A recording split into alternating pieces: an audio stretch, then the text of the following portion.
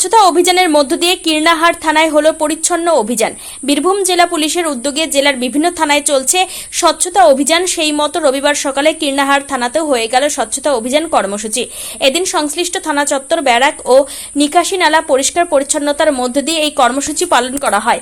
উপস্থিত ছিলেন কীর্ণাহার থানার অফিসার ইনচার্জ অমিতাভ পাল, একাধিক পুলিশকর্মী ও সিভিক ভলেন্টিয়াররা।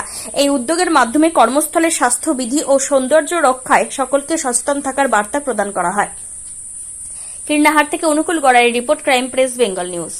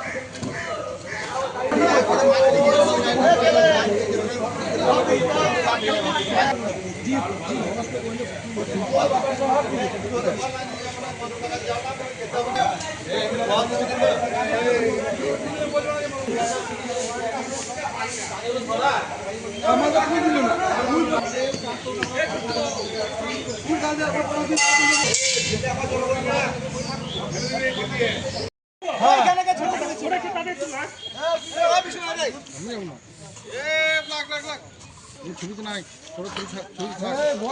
হেডলাইন নাম দিতে